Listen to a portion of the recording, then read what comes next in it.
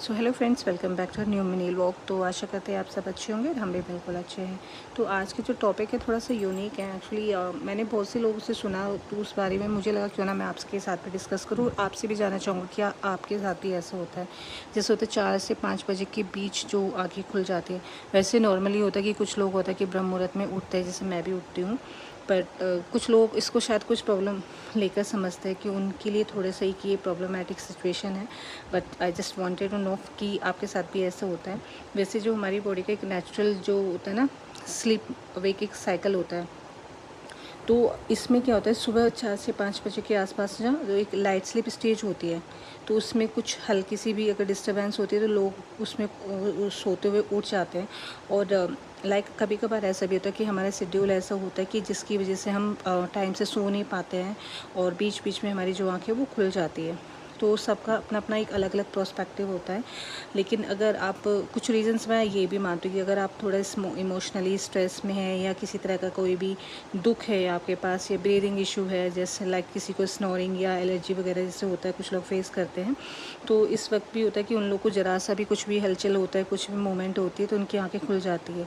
और जो मैं पर्सनली भी मानती हूँ, कुछ जैसे स्ट्रेस या एंजाइटी वगैरह होती है, क्योंकि कुछ लोग होता है ना दिमाग में कुछ ना कुछ टेंशन या चिंता लेकर हमेशा रखते हैं, तो वो प्रॉपरली सो नहीं पाते हैं।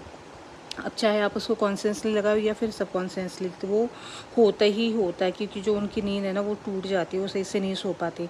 और सुबह का टाइम जो होता है दिमाग में ज़्यादा एक्टिव होने का होता है, इसलिए छोटी छोटी जो बातें भी होती हैं ना वो भी डिस्टर्ब कर सकती है। तो ये है कुछ लोग जैसे होता है कि स्पिरिचुअली भी चीज़ों को मानते हैं, लाइक जैसे ब्रह्म मुहूर्त में होता है कि ब्रह्म मुहूर्त में लोग क्या करते हैं 3 से साढ़े तीन बजे या 5 बजे का जो भी एक टाइम रहता है, तो इस समय क्या होता है कि लोग इसको थोड़ा एक मेडिटेशन के लिए, सेल्फ अवेयरनेस के लिए भी इसको मानते हैं कि ये बहुत बेस्ट टाइम होता है। अगर आप भी इस वक्त जग रहे हो तो हो सकता है कि आपका जो माइंड है या एनर्जी है उस हायर स्टेट से कनेक्ट हो रहा है। तो मेरे अकॉर्डिंग तो ये टाइम बहुत बेस्ट होता है।